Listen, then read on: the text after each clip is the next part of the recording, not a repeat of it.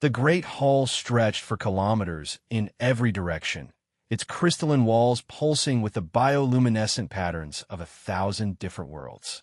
Representatives from across the galaxy had gathered for what many considered the most important assembly in recorded history. The air itself seemed to vibrate with tension as creatures of impossible shapes and sizes took their designated positions. At the center of this vast space, the Void Speakers held court. These ancient beings, older than most civilizations, had witnessed the rise and fall of empires that spanned star systems. Their translucent bodies shifted like living smoke, and when they communicated, reality itself seemed to bend around their words. The time for gentle measures has passed, the primary Void Speaker announced, its voice echoing through quantum frequencies that every species could understand. The Devourers have consumed 17 systems in the past solar cycle. They show no signs of slowing their advance. A ripple of fear moved through the assembly. The Kethari, massive insectoid beings with razor-sharp mandibles, clicked their approval. The Zephyrians, energy beings who existed as controlled plasma, flared brighter with anticipation.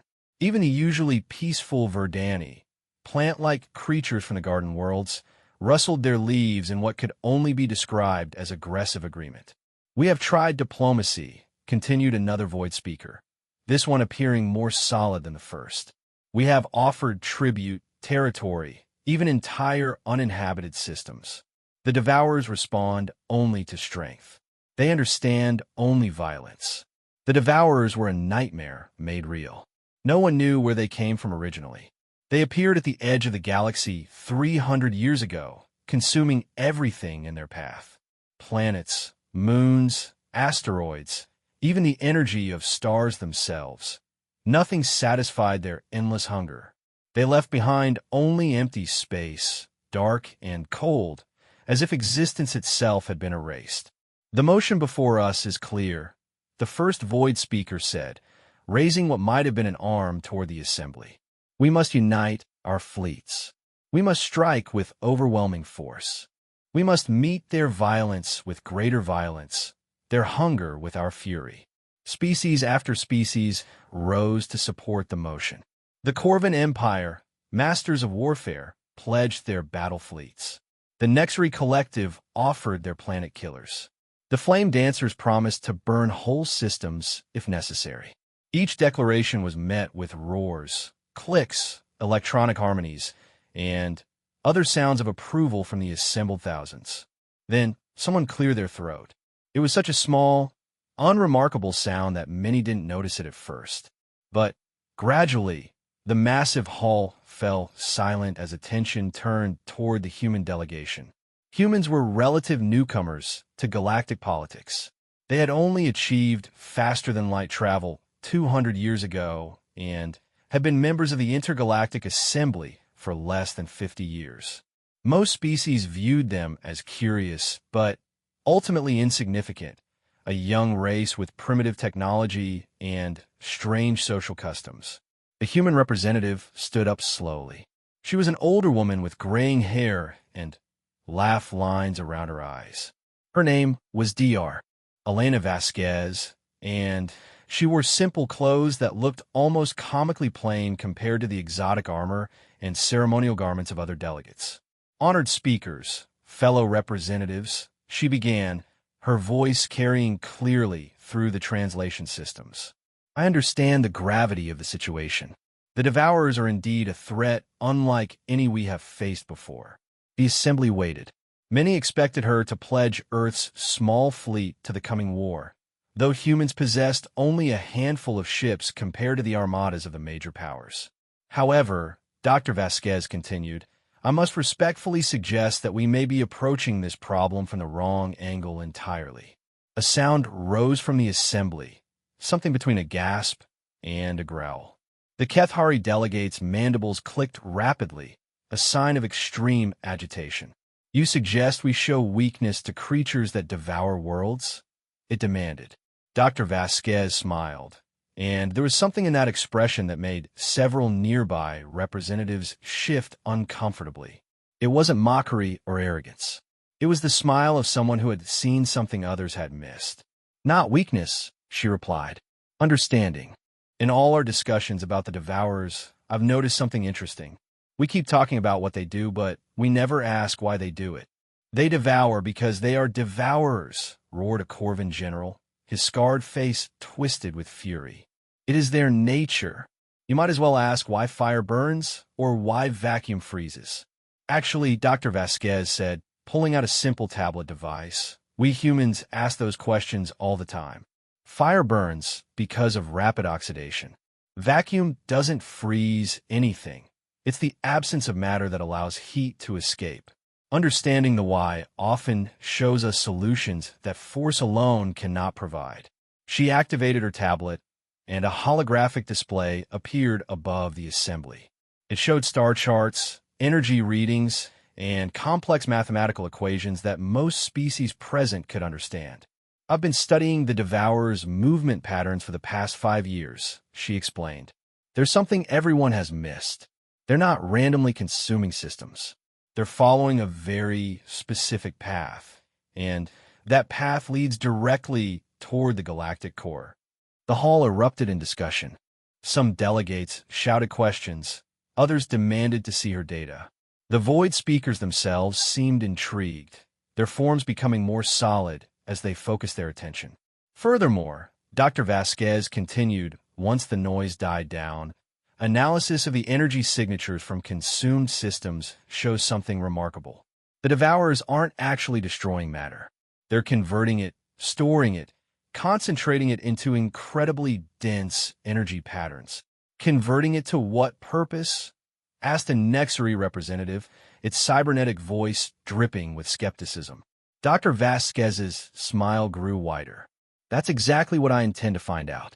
But I suspect that what we call the Devourers might not be conquerors or destroyers at all. They might be the most desperate refugees in galactic history. The silence that followed was profound. In a hall designed to accommodate thousands of the galaxy's most powerful beings, the only sound was the gentle hum of life support systems. Then, the void speakers spoke in unison, their voices creating harmonies that made reality tremble. Explain yourself, human. I proposed, or Vasquez said, that instead of preparing for war, we prepare for first contact. Real first contact. Not with their forces or their appetites, but with whatever intelligence guides them. I propose that humanity leads a diplomatic mission to communicate with the Devourers. The explosion of outrage that followed was immediate and overwhelming. Delegates screamed, roared, chittered, and buzzed their disbelief. Several species representatives stormed out of the hall. The Corvan general actually drew his weapon before being restrained by his own guards. But through it all, Dr. Vasquez stood calmly, that same smile on her face, waiting for the storm to pass. Because she had something that many of the older, more established species had forgotten in their eons of existence. She had hope. And hope, as humanity had learned long ago, was the most dangerous weapon of all. 3 weeks after Dr. Vasquez's proposal, the galaxy watched in fascination and horror as humanity did something that defied all logical understanding of survival instincts. They sent a single ship directly toward the advancing Devourers. The vessel was called the Friendship's Hand, a name that had caused several alien translators to malfunction when they first processed it. It was neither armed with planet-cracking weapons nor equipped with impenetrable shields. Instead, it carried something far more peculiar, a diverse crew of humans representing different cultures, professions, and perspectives from Earth. Ambassador Chun Wei, the mission's diplomatic leader, sat in the captain's chair reviewing their approach strategy for the 100th time. Beside her, Dr. Sarah Okafor, a xenobiologist who specialized in communication with non-carbon-based life forms, monitored the exotic energy readings that grew stronger as they approached Devourer territory. Still nothing on conventional communication channels, reported Lieutenant Commander Jackson Torres from the communication station. But Dr. Okafor's experimental arrays are picking up something unusual. Dr. Okafor looked up from her instruments, her dark eyes bright with excitement. It's not random energy discharge. There are patterns here, complex mathematical sequences that suggest deliberate information transfer. They're talking to each other, but not in any way we initially thought to look for. The bridge fell silent except for the gentle hum of ship systems. Through the view screen, they could see the edge of what had once been the Kepler 442 system, where there should have been a star, planets, and the usual debris of a solar system. There was only an empty sphere of space with strange energy readings at its center. "Take us closer," Ambassador Chen ordered, her voice steady despite the fact that they were approaching something that had consumed entire worlds. As they drew nearer, the truth of what Dr. Vasquez had suspected began to reveal itself. The Devourers weren't the monstrous swarm that most species imagined. Instead, they found something that challenged every assumption about the galaxy's greatest threat. Floating in the center of the consumed system was a structure of impossible beauty and complexity. It appeared to be made of crystallized space itself, geometric patterns that folded in and out of dimensions the human eye could barely perceive. Energy flowed through it in rivers of light that pulsed with the rhythm of a vast heartbeat. "My God," whispered Dr. Okafor. "It's not a weapon or a feeding ground. It's a sanctuary." The structure detected their presence immediately. Energy tendrils, gentle as morning light, reached out toward their ship. Instead of the destructive force they expected, the humans felt something unprecedented wash over them, a sense of profound sadness mixed with desperate hope. Then the communication came, not through their instruments, but directly into their minds. It wasn't words or images, but pure emotion and concept transmitted with a clarity that left them breathless. Forgiveness/hope/fear. Children dying/universe ending/ no choice remaining. Help needed/time running out/last chance. Asterisk Dr. Okafor was the first to recover from the mental contact. "They're refugees," she said, her voice filled with wonder. "The energy readings, the consumption patterns, they're not destroying those systems. They're preserving them." Ambassador Chen activated the ship's recording systems. "This needs to be documented. Begin translation protocols for conceptual communication. We need to understand their situation fully." Over the following days, the truth emerged through careful, patient communication. The beings humanity had called Devourers were actually survivors from another galaxy entirely. Their home had been consumed by something they could only describe as the Absence, a force that didn't just destroy matter and energy, but erased the very possibility of existence itself. The survivors had fled across the vast emptiness between galaxies, carrying with them the compressed essence of their entire civilization. Every system they consumed was actually being preserved in crystalline storage matrices, save from the Absence that followed them across the void. "They're not following a path to the galactic core to conquer it," Dr. Okafor explained during a transmission back to Earth. "They're trying to reach this supermassive black hole at the center of our galaxy. They believe they can use its gravitational fields to create a barrier that the Absence cannot cross." Meanwhile, back at the Intergalactic Assembly, reactions to humanity's contact with the Devourers range from skeptical to outright hostile.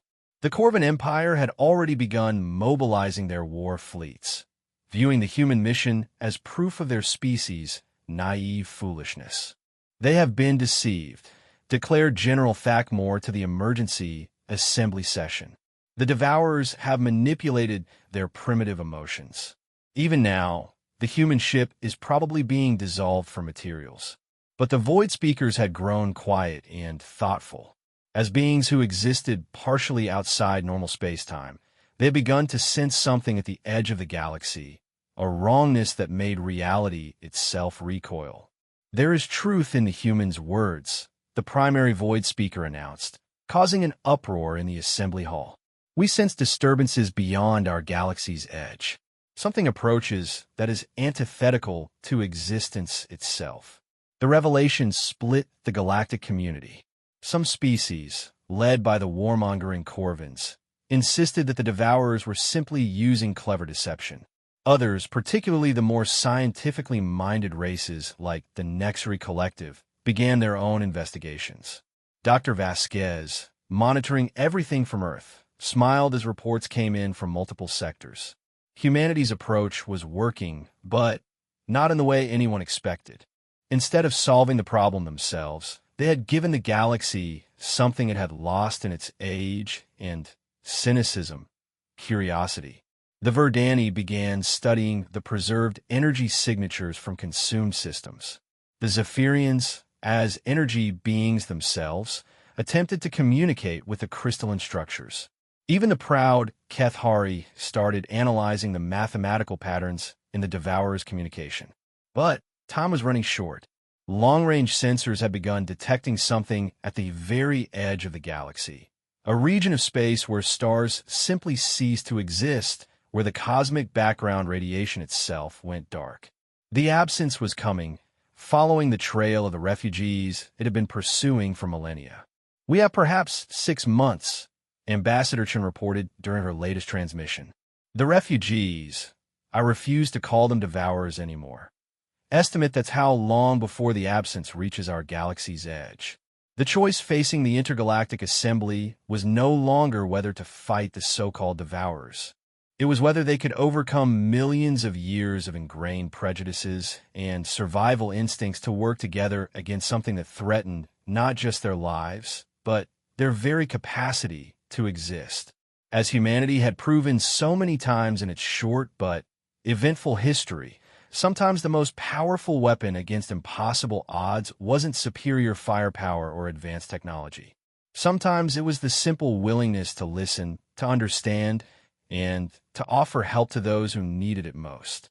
The galaxy was about to learn whether that lesson could be taught to civilizations far older and more sophisticated than the young species from a small blue planet on the galactic rim.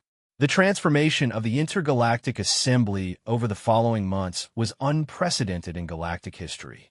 What had begun as humanity's simple suggestion to ask why had sparked the greatest cooperative effort the galaxy had ever witnessed.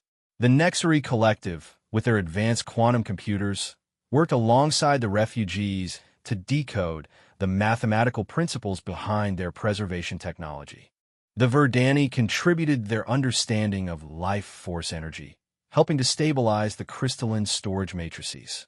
Even the warlike Corvins found a role, their advanced metallurgy crucial for constructing the massive infrastructure needed for the galaxy's defense. Dr. Vasquez stood in the newly established Galactic Defense Coordination Center on Nexus Prime, watching a species that had barely tolerated each other for millennia worked side by side. Representatives from hundreds of worlds shared data, resources, and expertise with an enthusiasm that would have been unthinkable just months before. Status report, she requested from the Central Command Station.